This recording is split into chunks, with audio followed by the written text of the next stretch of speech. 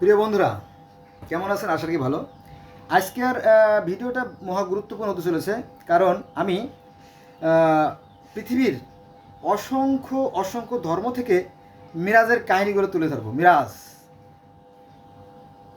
অসংখ্য ধর্মের অসংখ্য মহামানব তারা মিরাজে গিয়েছিলেন। সনাতন ধর্মে আছে মিরাজের কাহিনী, গ্রিক ধর্মে আছে মিরাজের কাহিনী, রোমান ধর্মে আছে মিরাজের কাহিনী, মিশরীয় ধর্মে আছে মিরাজের কাহিনী, সুমেরীয় ধর্মে, ব্যাবিলনীয় ধর্মে সব জায়গায় মিরাজের কাহিনী আছে। তারপরে আফ্রিকান ধর্মে আছে মিরাজের কাহিনী। কী অবাক কাণ্ড, তাই না? যে এগুলো তো আমরা জানতাম না বাবা, এটা তো বহু আগের ঘটনা ঘটে গেছে। হ্যাঁ, আজ থেকে বহু বছর আগে, 5,500 বছর আগে বা 6,000 বছর আগে অথবা 12,000 বছর আগে, 14,000 বছর যে ঘটনা ঘটছে আপনি জানবেন কী করে, তাই না? আমরা তো নবীন, আমরা সবাই নবীন মাঝি, তাই না? হাল ধরেছি শক্ত করে। যাক, তো এই ইসলাম ধর্মের জন্ম হয়তো কত 1450 বছর, 1451 বছর, তাই না? আমরা তো মাত্র জানলাম। এখন আগে যে আসছে সেটা আমরা জানার চেষ্টা করি, সত্যকে জানার চেষ্টা করি, তাহলে আপনি জানবেন কী করে? আসুন আমার সাথে থাকুন, ভালো লাগবে।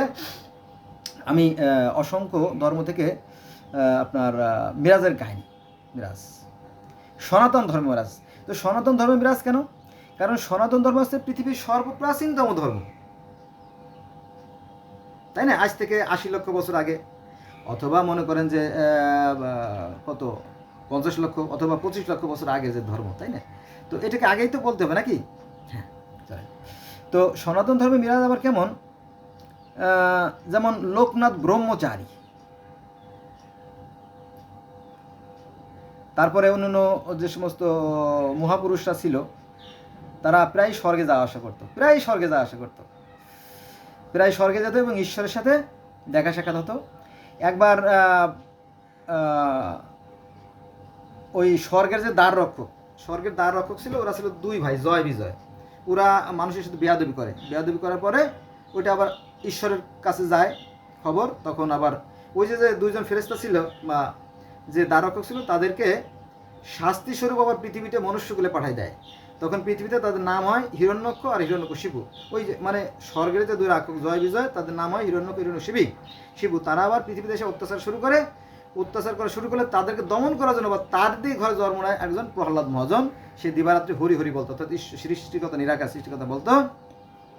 এলো ঘটনা, ঠিক আছে? তো এমনি লম্বা কাহিনী, সেখানে আমরা যাব না। এটা গেল হচ্ছে নরসিংহ অথবা হিরণ্যকশিপু অথবা প্রহ্লাদ মহাজনের কাহিনীতে এই ঘটনা আছে। আচ্ছা, দ্বিতীয়ত কৃষ্ণ স্বর্গে গিয়েছিলেন। কৃষ্ণ অর্জুনকে সাথে করে নিয়ে স্বর্গে চলে গেছিলেন। স্বর্গে যাওয়ার সময় অর্জুন জিজ্ঞেস করলো, হে কৃষ্ণ, ওইটা কি দেখা যায়? সাদা ধবধবে বিশাল, বলে ওটা হচ্ছে দুধের সাগর, মানে মিরাজে যাওয়ার সময় পথে। আর পাশে ওটা মধুর সাগর। এত বড় নদী! হ্যাঁ, লক্ষ লক্ষ কোটি কোটি লোক তো স্বর্গে যাবে, ওরা স্বর্গে গিয়ে এই মধু পান করবে। যেমন আমাদের নবী মুহাম্মদ সাল্লাল্লাহু আলাইহি ওয়াসাল্লাম, যেহেতু মুসলমান সন্তান, মিরাজে গিয়ে করছিল, এক গ্লাস মধু, সে দুধের শরবত আর এক গ্লাস মদের শরবত বোধহয় দিয়েছিল। নবী মুহাম্মদ সাল্লাল্লাহু আলাইহি ওয়াসাল্লাম ওই দুধটা পান করছিল। মদ পান করলে তো আমাদের জন্য মদ ফরজ হতো, আমরা মদ খাইতে পারতাম, তাই না? যাও, ওই প্রসঙ্গে বাদ দিই। এটা গেল হচ্ছে কি, মনে করেন যে লোকনাথ ব্রহ্মচারী অথবা কৃষ্ণ, এদের সাথে সৃষ্টিকর্তা সরাসরি দেখা হয়েছে সেই চিন্ময় জগতে গিয়ে, সেই স্বর্গ জগতে গিয়ে। এলো একটা ধাপ। দ্বিতীয় ধাপে আমরা জানি যে নারদ মুনি একবার মন্দাকিনী নদীর তীরে বসে ধ্যান সাধন করতেছিল। একজন মহাজন, সনাতন বা হিন্দু ধর্মের একজন মহাজন নারদ মুনি।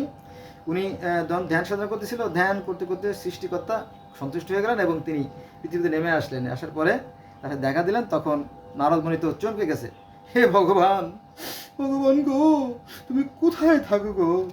তো বললো যে, নারদ, যেখানে আমার গুণগান হয়, যেখানে আমার প্রশংসা হয়, আমি সেখানে প্রকাশিত হই। তার মানে কি, সৃষ্টিকর্তা দুটো রূপ। এখানে আমার মুসলমান ভাইরা আবার মাইন্ড করবে, তো ইসলাম ধর্মের কোরআনেও কিন্তু ঈশ্বরের দুটো রূপ, কিন্তু এগুলো আলেমরা বলে না। কেন বলে না আমি জানি না। সেটা হচ্ছে কি, আপনি কোরআন শরীফে দুটো শব্দ আছে, আল্লাহ আল জাহের, আল্লাহু আল বাতেন। এই আল জাহের আল বাতেন দুটো আরবি শব্দ, যার বাংলা অর্থ হচ্ছে সাকার এবং নিরাকার, অর্থাৎ তিনি প্রকাশ্য আছেন, গোপনে আছেন। তিনি আদি, তিনি অন্ত, তিনি যুগপৎ, হ্যাঁ, তিনি নিরাকার, তিনি সাকার, এগুলো কিন্তু কোরআনে আছে। তো যখন কিছুই ছিল না, তো সৃষ্টিকর্তা একাই ছিলেন, তার থেকে সব কিছু সৃষ্টি, তার মানে কি আবার তাতে লীন হয়ে যাবে, এটা কিন্তু কোরআনে আছে। কিন্তু এই কথাগুলো আলেমরা বলে না, কেন বলে না আমি জানি না। এটা তো আলেমরা তো আমার কথা শুনবে না, বরং গালাগালি করবে, শালা আমাকে ব্যবসাটারে নষ্ট করে দিচ্ছিস তাই না। যেহেতু আমি একজন নিরপেক্ষ মানুষ, এই জন্য কম্পেয়ার করে বলতেছি আর কি। যাক, তাহলে এই নারদ মুনির সাথে মন্দাকিনী নদীর তটে সেই ঈশ্বর বা সৃষ্টিকর্তার সাথে আল্লাহর সাথে দেখা হয়। যেমন আমাদের ইসলাম ধর্মে আছে মিরাজে ইসে মুসা আলাহিস সাল্লামের সাথে তুর পাহাড়ে দেখা হয়েছিল, ঈসা আলাহিস সাল্লামের জর্দান নদীতে দেখা হয়েছিল, এরকম আর কি। এবার আসেন আর এক ব্যক্তি, মনে করেন যে লোকনাথ ব্রহ্মচারী 1, আর কৃষ্ণ 2, নারদমণি 3, আর রামের পিতা, ভারতবর্ষে 2 জন ব্যক্তি বিখ্যাত, তার মধ্যে হচ্ছে কৃষ্ণ এবং রাম।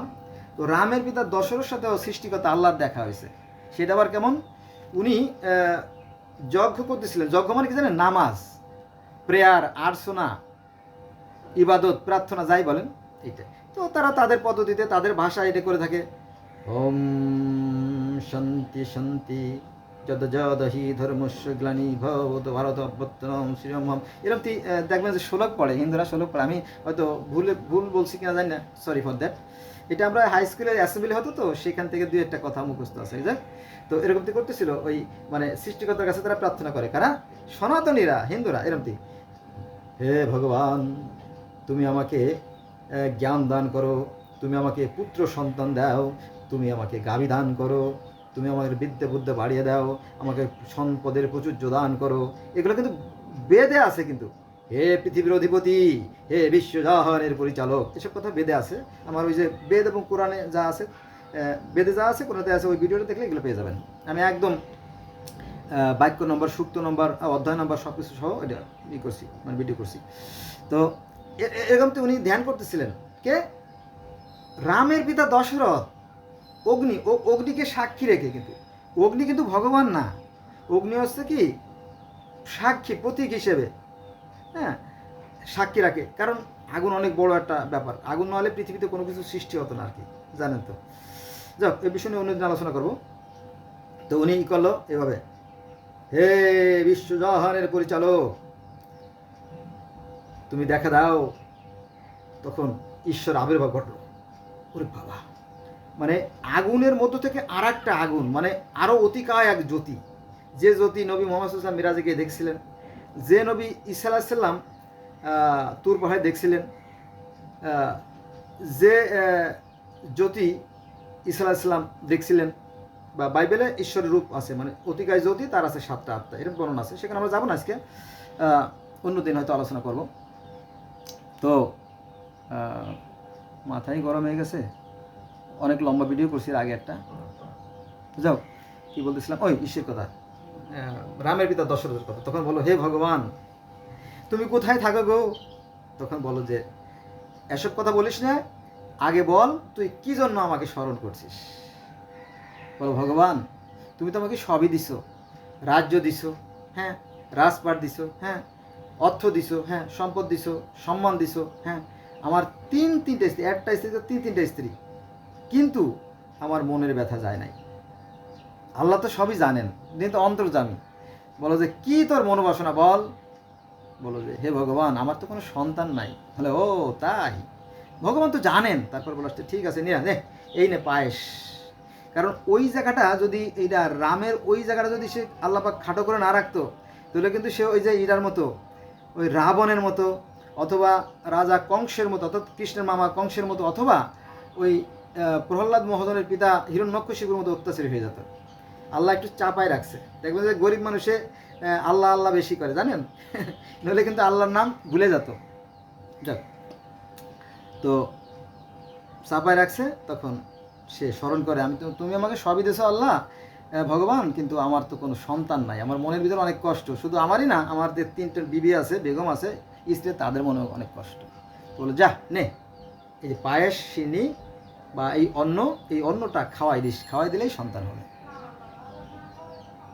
ক্লিয়ার? তো তখন এই পায়েসটা যখন 3 স্ত্রীকে খাওয়াই দিল, তখন রাম, লক্ষ্মণ, ভরত, শত্রুঘ্নের জন্ম হলো। তার মানে কি, এই সনাতন ধর্মে 4 জনের সাথে সৃষ্টিকর্তার মিরাজ হয়েছে। মিরাজ, দ্যাটস মিন কি, met with face to face. Have you understand my speech? মানে আল্লাহর সাথে সরাসরি বান্দার সাক্ষাৎ। মজার বিষয় না? আচ্ছা বন্ধুরা, এটা গেল সনাতন। ওই যে বয়সের দিক থেকে যেহেতু প্রাচীন, এই জন্য আমি সনাতনের কথা বললাম। দ্বিতীয় হচ্ছে যে গৌতম বুদ্ধ, অর্থাৎ বুদ্ধ ধর্মের যে প্রতিষ্ঠাতা গৌতম বুদ্ধ, উনিও কিন্তু স্বর্গে গিয়েছিলেন। স্বর্গে গিয়ে ওনার মাতা মহামায়া দেবীকে দেখা দিয়ে এসেছিলেন, অনেকবারই ঘটনা ঘটছে আর কি। তার মানে সনাতন ধর্মের স্বর্গের মিরাজের কথা আছে, আর বৌদ্ধ ধর্মের মিরাজের কথা আছে। গ্রিক ধর্মে কাওয়াস, কাওয়াস হচ্ছে যিনি জ্যোতিময় অদৃশ্য নিরাকার যে সত্তা, তার সাথে সবাই দেখা দেন না, তার সাথে ওই যে তার যে সন্তানরা ছিল প্রমিথিউস, এপিমিথিউস, এদের সাথে একটা ঝগড়া হয়, দ্বন্দ্ব হয়, প্রচণ্ড যুদ্ধ হয়। মানে পিতার সাথে ছেলেদের দ্বন্দ্ব, পরে পিতার অন্ডকোষ কেটে ফেলে, তারপরে সেটা কেটে পানিতে ফেলে দেয়, পরে সেখান থেকে আবার আফ্রিদিতে জন্ম হয়। এই লম্বা কাহিনী, গ্রিক ধর্মের কাহিনী, বিশাল কাহিনী। ওইটা নিয়ে আমরা অন্যদিন আলোচনা করব। এই গ্রিক ধর্মের পর আমার ভিডিও আছে, তবে পিছনে, অনেক পিছনে, যদি আপনারা যান যে দেখেন তাহলে পাবেন। যেহেতু আমি জগতের বিভিন্ন ধর্মের ছাত্র, বিভিন্ন ধর্ম নিয়ে আলোচনা করি, তাহলে আমরা গ্রিক ধর্ম এবং রোমান ধর্ম, সেই মিরাজ অর্থাৎ দেবতা হচ্ছে স্বর্গের দেবতা হচ্ছে জিউস। গ্রিক ধর্মে স্বর্গের দেবতা জিউসের সাথে সেই ঈশ্বর যিনি পরমেশ্বর, যিনি কাওয়াসও কিন্তু জ্যোতিময় নিরাকার অশরীরী, এবং তার হাত পা আছে, যদি আপনারা দেখতেন। তো সেখানেও একই কাহিনী বলা আছে। এরপরে মিশরের ধর্মে মিরাজ। মিশর ধর্মের যিনি সৃষ্টিকর্তা, তিনি হচ্ছে রা, তিনি অদৃশ্য জ্যোতিময় অশরীরী নিরাকার সত্তা। তার সাথে অনেক দেবতা, যেমন প্রমিথিউস, এপিমিথিউস, এদের সাথে দেখা সাক্ষাৎ হতো। আর প্রথম মানব, মিশরীয় ধর্মের প্রথম মানব হচ্ছে সু, আর প্রথম মানবের তেপটা, তাদের সাথে দেখা সাক্ষাৎ হয়েছে। এরকম তো অনেকের সাথেই সৃষ্টিকর্তার দেখা সাক্ষাৎ হয়েছে। এটা মিশরীয় ধর্মে, অর্থাৎ আজ থেকে 12-14 বছর আগে, অথবা 7,500 আগে বলতে পারেন। হ্যাঁ, সেখানেও এই মিরাজের কাহিনী আছে। এবার আসেন গিলগামেশ।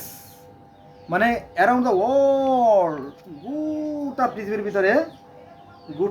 ভিতরে সর্বপ্রাচীন এবং সর্বপ্রথম লিখিত যে গ্রন্থ, সেটা হচ্ছে গিলগামেশ। সেই গিলগামেশেও দেবী আরুর সাথে সৃষ্টিকর্তা আনু, আমরা বলি আল্লাহ, আমাদের সৃষ্টিকর্তাকে আল্লাহ বলি না, আর গিলগামেশে বলা হয়েছে সৃষ্টিকর্তা আনু। তো সেই আনু দেবী আরুরুকে বললেন, হে দেবী আরুরু, বলো জি ভগবান, যে আল্লাহ, হে ঈশ্বর, বলেন, বলো তুমি মাটি দিয়ে মানুষ তৈরি করো। এই কথা গিলগামেশের কাহিনীতে আছে। তারপরে সেই মহাপ্লাবনের কাহিনী আছে পুত্তাবৃষ্টিমের জীবনে। তারপরে সেই পুত্তাবৃষ্টিম সেই জীবনলতা খেয়ে অমরত্ব লাভ করেছিল, সেই কাহিনী আছে, দীর্ঘ কাহিনী আছে। তাহলে সেখানেও আমরা দেখলাম মিরাজের কাহিনী আছে, ঈশ্বরের সাথে সাক্ষাৎ বা কথা বলা, এটা ও আছে। কোথায়? গিলগামেশের মহাকাব্য। ক্লিয়ার? আচ্ছা, এবার আসেন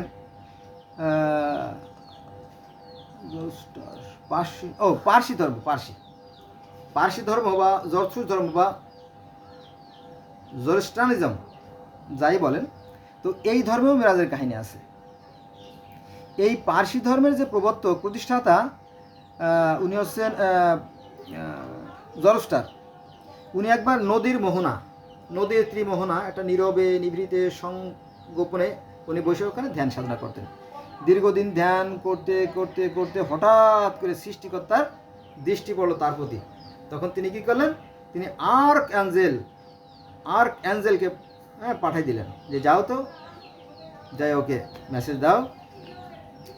তো তিনি তার সাথে দেখা করলেন, মানে ঐশ্বরিক দূত, সৃষ্টিকর্তা দূত এসে দেখা করলো। দেখা করার বলে যে হেই জরথ্রুস, তোমার সিদ্ধান্ত ঠিকই আছে, মানুষ তো অধার্মিক হয়ে গেছে। আচ্ছা ঠিক আছে, তুমি তাদের জন্য ধর্ম প্রচার করো। তো তার আগে তোমার একটা শর্ট কোর্স করতে হবে, জানেন তো? Short course. অফিসে চাকরি করতে হলে আজকাল যেমন কম্পিউটার লাগে, কম্পিউটার বাধ্যতামূলক।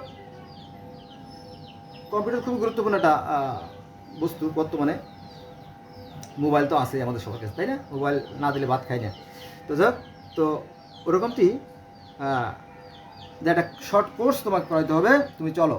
তখন সেই আর্কএঞ্জেল অর্থাৎ ঐশ্বরিক দূত বা ফেরেশতা বা জিব্রাইল সে কী করলো, যথেষ্ট নিয়ে গেল আকাশে নিয়ে যাওয়ার পরে ঈশ্বরের সাথে দেখা সাক্ষাৎ হলো, যে কী খবর, কেমন আছো? বলো স্যার ভালো আছি। তারপরে বলো যে এই করো, জরথুস্টকে নিয়ে ওই স্বর্গের যে সুখ শান্তি আছে আগেই দেখাও, নরকের দুঃখ কষ্ট আগে দেখাও। দেখলো যে হায় হায় কি অত্যাচার, কি অবিচার, কি জঘন্য, হ্যাঁ এগুলো দেখলো। তারা কি খায়, কি পরে, কি করে, সব প্র্যাকটিক্যালি দেখলো। দেখার পরে পরবর্তীতে স্বর্গ দেখালো, যে দেখো যদি ভালো কাজ করে তাহলে তার জন্য আছে আরাম, সুখ শান্তি, স্বর্গ, হুর, গেলেমান সব দেখলো। দেখার পরে আবার ওই পার্সি ধর্মের যথেষ্টকে কী হলো, পাহাড়ের পর নামা দিয়ে গেল। যেদিন পাহাড় দিয়ে নামা দেয় তখন কিন্তু ওই যে বিয়ে বাড়িতে যেমন আপনার বাতি জ্বলে না, ঝিলমিল সেরকম একটা মানে বাতি জ্বলতেছিল, একটা আনন্দ উল্লাস হচ্ছিল, ঠিক আছে, এরকম একটা অনুষ্ঠান চলছিল তখন। তারপরে জরথুস্ট ধর্ম প্রচার করলেন। তো সেখানে 5 ওয়াক্ত নামাজ আছে। পার্সি ধর্মের জেন্দাবেস্তা আবেস্তা যদি আপনি পড়েন তাহলে সেখানে দেখবেন যে 5 ওয়াক্ত নামাজের কথা সেখানে আছে। আর নামাজের আগে তারা উজু করে, কলেমা, নামাজ, রোজা, হজ, জাকাত, দান, খরাত সব সেখানে আছে। আর নবী মোহাম্মদ সাল্লাল্লাহু সাল্লাম সেই পার্সি ধর্মের এক ব্যক্তি ছিল, তার নাম হচ্ছে সালমান ফার্সি। কি নাম? সালমান ফার্সি। তার কাঁধে হাত দিয়ে বলছিল যে সালমান, নবী মোহাম্মদ সাল্লাল্লাহু বলছিল সালমান, বলো যে জি বলেন হুজুর। বলো তুমি একটা কাজ করো, কি এই কোরআন শরীফটা একটু সাজিয়ে গুছিয়ে একটু লিখে দাও তো। এই জন্য পার্সি ধর্মের অনেক কথা কোরআন ঢুকে গেছে, যেমন নামাজটা পার্সি ধর্ম, ঠিক আছে। আর আরবিতে হচ্ছে সালাত। এর মধ্যে অসংখ্য পার্সি ধর্মের কথা কোরআনে ঢুকে গেছে। ক্লিয়ার? তাহলে সেখানেও মেরাজ আছে, এবং মেরাজ থেকে তো অনেক কিছু নিয়ে আসলো, তাই না? সেটা তারপরে প্রচার করলেন। এই একটা বিষয় আলোচনা করতে গেলে তো কয়েক ঘন্টা দরকার, তাই না? আমি সংক্ষেপে আলোচনা করতেছি, আপনারা যা বোঝার বুঝবেন, সমস্যা নাই। এবার আছেন ডগন ধর্ম। ডগন ধর্ম মূলত আফ্রিকার একটা ধর্ম। আফ্রিকার ধর্ম বলতে এখানে আপনার মাল্টা, আপার ভোল্টা, মালি, এই সমস্ত অঞ্চলের যারা ভাষাভাষী তাদের এই ডগন ধর্ম। তারা তাদের যে ধর্মগুরু তার সাথেও কিন্তু ঈশ্বরের দেখা সাক্ষাৎ হয়। কারণ কি জানেন, 3-4 মাসের খাবার নিয়ে, যেমন নবী মোহাম্মদ সাল্লাম খাবার নিয়ে হিরা গুহায় চলে যেতেন না, তো ঠিক এরকমটি এই ডগন ধর্মেও যারা পুরোহিত, যারা ধর্মগুরু, তারা 3-4 মাসের খাবার নিয়ে একবারে পাহাড়ের চূড়ায় গিয়ে বসার পরে সেই সৃষ্টিকর্তার সাথে কথা বলে, সাইরাস তারার সাথে কথা বলার পরে 3 মাস পরে ফিরে আসার পরে তারা সাধারণ মানুষের সাথে সেই সমস্ত বিষয় নিয়ে আলোচনা করে, যে ঈশ্বরের সাথে কী কথা বলা হয়েছে, সৃষ্টিকর্তার সাথে কী কথা বলা হয়েছে, ঠিক আছে। তো বন্ধু আমি সংক্ষিপ্ত করছি কারণ আরও অনেকগুলো বাকি আছে তো। আচ্ছা, এবার আসেন আফ্রিকার আদি ধর্ম। আফ্রিকাতে শত ধর্ম আছে, প্রায় 300 থেকে 500 ধর্ম আছে। তো তার মধ্যে আদি ধর্ম আছে, তাদের মতো বিশ্বাস যে অতীতে অর্থাৎ এর আগে মানুষ এবং সৃষ্টিকর্তা একসাথেই ছিলেন। যেমন কোরআনে সূরা বাকারায় উল্লেখ আছে যে জান্নাতের বাগানে ছিল আদম হাওয়া আর আল্লাহ থাকতেন পাশে। তো একবার আল্লাহ পাক এসে ডাক দিল, আদম তুমি কোথায়? তো আদম বলল যে এই যে আমি। তুমি আমার সামনে কেন আসতেছি না? বলে আমি লজ্জিত, আমি দুঃখিত। বলে কেন? তুমি কি সেই নিষিদ্ধ গাছের ফল খেয়ে ফেলাইছো? এরকম তো অনেক কাহিনী আছে সূরা আল বাকারায়, যদি আপনি দেখতেন স্যার। তো ওরকমটি আগেকার দিনে ঈশ্বর অর্থাৎ সৃষ্টিকর্তা এবং মানুষ একসাথে বসবাস করত, এবং একটা চামড়ার সিঁড়ি দ্বারা ডিভাইস করা ছিল। চামড়ার সিঁড়ি, উপরে ছিল স্বর্গ আর নিচে ছিল পৃথিবী। তো ওরা সারাদিন কাজ করে স্বর্গে চলে যেত সন্ধ্যার সময় ওই আনন্দ ফুর্তি করার জন্য। তো একবার একটা ঘটনা ঘটছে কি জানেন, সরগম দানা কী জিনিস আমি জানি না, তবে সরগম দানার কথা বলা আছে। এটা আছে আফ্রিকার আদি ধর্মে। এই সরগম দানা পিষতেছিল, হয়তো গম হবে, গম বা জব এই জাতীয় কিছু হবে। তো যখন পিষতেছিল তখন হঠাৎ করে একটা মেয়ে বালিকা দেখলো যে হায় হায়, তো স্বর্গে তো অনুষ্ঠান শুরু হয়ে যাবে।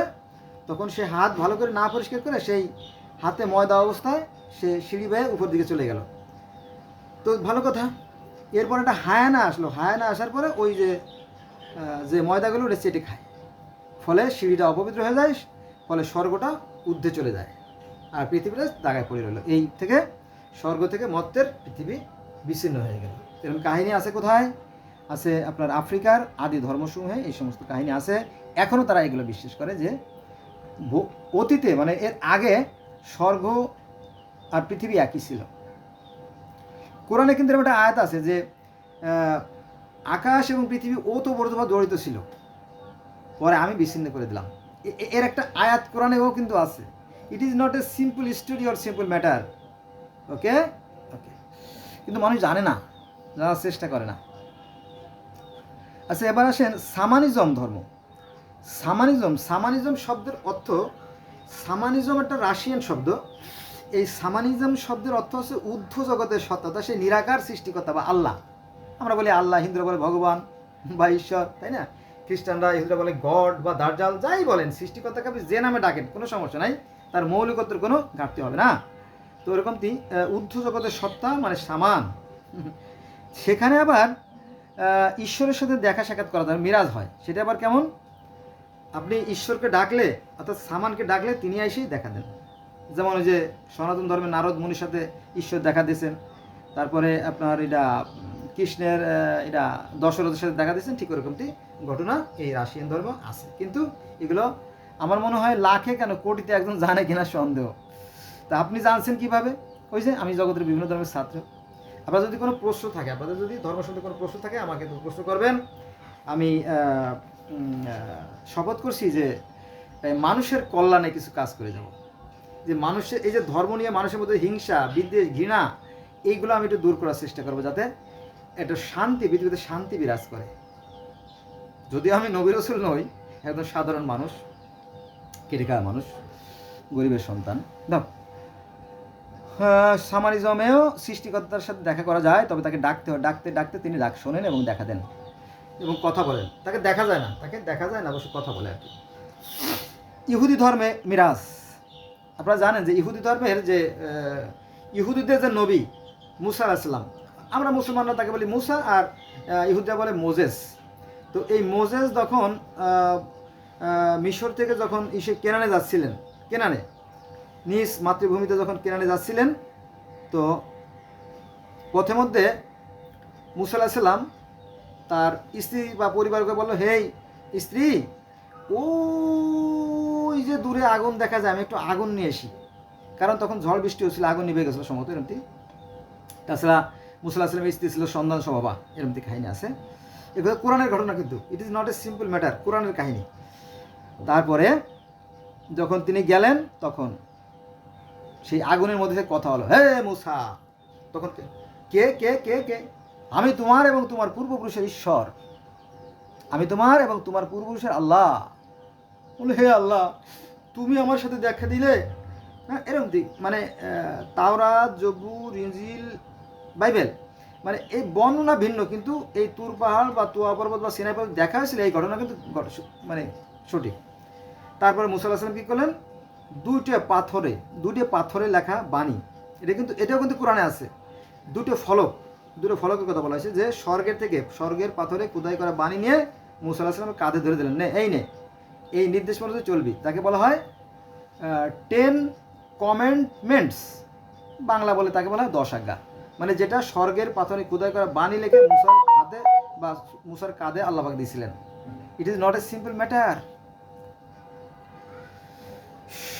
তার মানে কি, মুসার সাথে আল্লাহর সাক্ষাৎ হয়েছে, জানে, যেটা কোরআনের কাহিনী এবং সারা বিশ্বের মানুষ জানে। যাক, এটাও এক ধরনের মিরাজ। মিরাজ মানে কি? সাক্ষাৎ, উদ্যোগমন ধরতে পারেন, কিন্তু এখানে তো নির্মেয়িত কাজটা হয়ে গেছে, তাই না?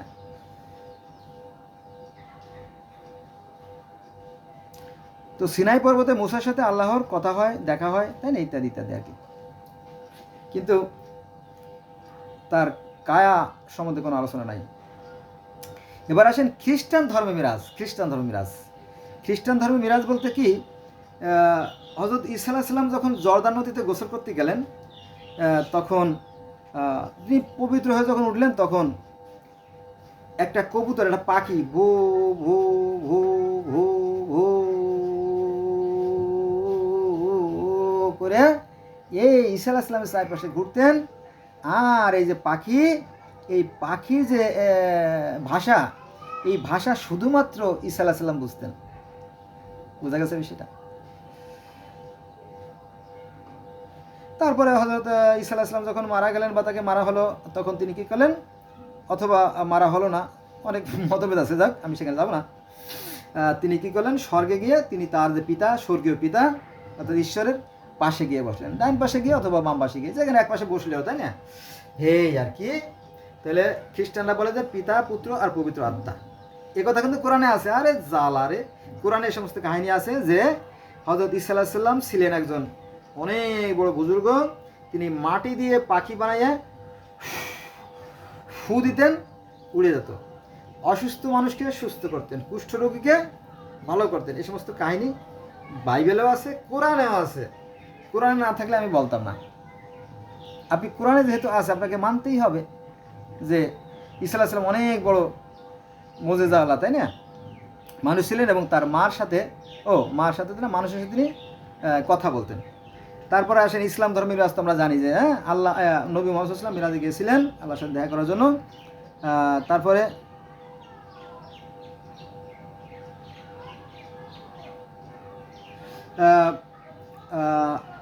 আব্দুল কাদের জিলানির সাথেও বোধহয় দেখা হয়েছিল আল্লাহর। লা ইলাহা ইল্লাল্লাহ 147 বার কোরআনে আছে। তো আব্দুল কাদের জিলানি সম্ভবত গরু পালতেন। গরু 17 বছর বয়সে আব্দুল কাদের বলল, এসব কাজের জন্য আমাকে সৃষ্টি করা হয় নাই। আব্দুল কাদের জিলানি সাথে আল্লাহ পাকের দেখা হয়েছিল কিনা আমি জানি না ঠিক, যাক তিনি তার দেদার লাভ করেছিলেন, একটা কাহিনী আছে।